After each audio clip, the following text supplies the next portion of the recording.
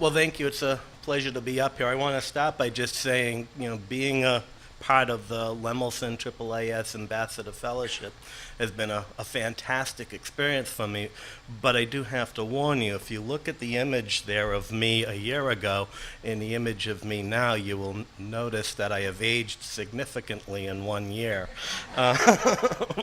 And so I'm standing upright, got brown hair, and now I'm hunched over and gray, and so it is a difficult situation. No, one of my inventions was a hair color restoration product. It's called Hair Print, and it restores the original color hair to your hair. So I had just done it, not for the Lemelson Foundation, the AAAS meeting, but I had just done it. So now people are confused. So I was at an event with Carol. I'm going to embarrass her. We were sitting at the table, and I was, sitting there with her, and she looks at me and she goes, "Have you seen John Warner?"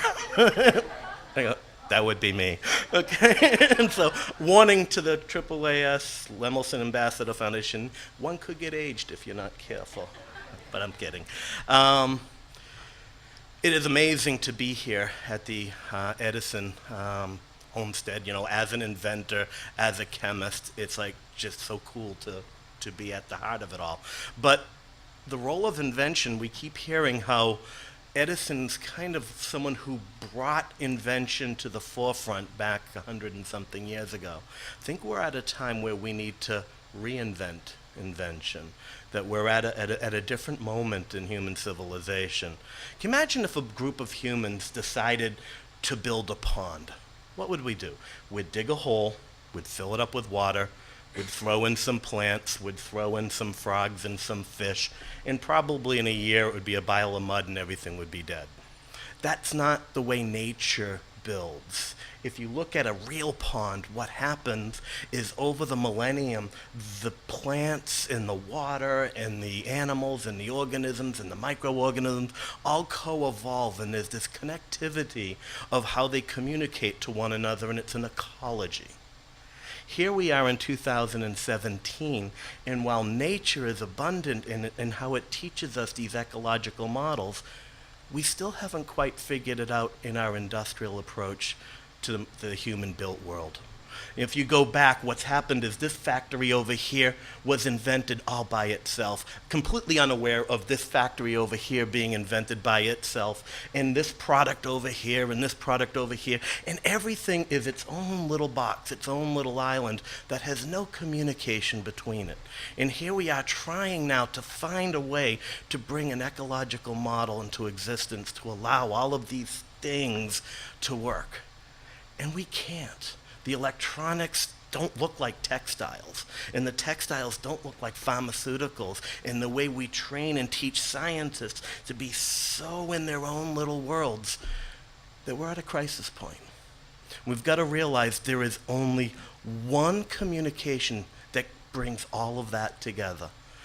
The carbons, the hydrogens, the oxygens, the atoms, the molecules. That is the only activity. But I got to tell you, if I'm at a party and I'm hanging around with a group of people and someone says, "What do you do?" If I say I'm a chemist, that's typically a conversation stopper. They go, "Oh my God, I hated chemistry in high school." And we've got to really address that. We've got to really think about that, because we need chemistry invention, and chemistry invention is critical at this point. But we also have to have a profound respect for chemistry. What do I mean? Let me do a little game with you. Imagine that I'm holding a lemon. You can see this lemon, okay? See the lemon? I'm gonna squeeze the lemon. A piece of the pulp just hit my skin. I'm tasting. Well, I'm tasting lemon. It's sour, it's bitter. Now I'm gonna lick the lemon. Right now, the saliva in your mouth has changed because I'm talking about a lemon. Certain hormones are being released in your brain, changing your chemistry. There are enzymes being released in your stomach and your small intestines. At least 15 different metabolic processes are kicking off in your body. You are a different person right now, chemically, and there is no lemon. If I can do that with the words and the images of a lemon, can you imagine what molecules can do? Can you imagine what happens when molecules from the human-built world expose us, expose, organisms in fetal development, people that are in compromised physical states, just the healthy? We are just now scratching at the surface of how all of these molecules interact with the community of chemistry that's going on within ourselves and within the outside world. So it's time to now step back and look at all of the inventions that have taken place over the last 200 years and say, how are they impacting human health and the environment and the global climate? And now that we've started to learn, back when Edison was doing the things he was doing, we had no clue about a lot of these metabolic problems. We had very little information about the impact of chemistry on wildlife, on the organisms of the ecosystems of human beings. This was something that was just not part of who we were. But it is now a part of who we are. And we need to somehow bring the future inventors and the future people learning about these mechanisms and put them in the same place.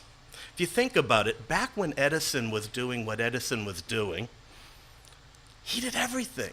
He had an idea. He thought of the idea. He made the stuff. He then studied the stuff, and he tried to make something of it. He did everything.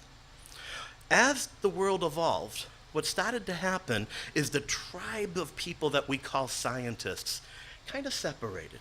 And there were the people who were the makers of stuff, and there were the people who were the makers of knowledge.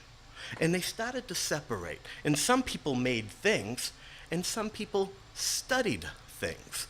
And it became more and more of a divergent path. And analytical sciences became the stuff where you get a box, you put something in, you push a button, and you study it. And then the people who were making things were over there, and it got further and further apart. And then in 1962, Rachel Carson publishes Silent Spring, The Birth of the Modern Environmental Movement. And these two groups are so far apart that it just went into the studying and the making of knowledge and not the making of stuff. And here it is now in 2017, and it's time to start pulling those groups back together again. Because every time someone learns something about the environment, everyone learns something about global climate, every time someone learns about toxicity, environmental impact, they are writing the textbook for the next generation of inventors. And so we need to be inspired by what Edison could do and did. But we also got to recognize his limitations because of the level of science that he had to invent within. We no longer have that excuse. And so everything is an opportunity now. When you think about some child, he's 8th grade boy or girl, saying, I want to grow up, I want to save the world, I want to do something important. Is chemistry on the top of their list? If it's not, who's going to invent the safer technologies? Who's going to invent the chemistry that doesn't cause cancer? Who's going to invent the chemistry that doesn't create birth defects? Who's going to invent the chemistry that doesn't contribute to global climate change? This is a crisis of invention. And it's organizations like the AAAS and the Lemelson Foundation that are on the front line that can be the only path to that future. And so I chose today, instead of talking about the inventions that we've been doing at the Warner Babcock Institute, because frankly, in an environment like this, they pale in comparison to the amazing things that Edison did.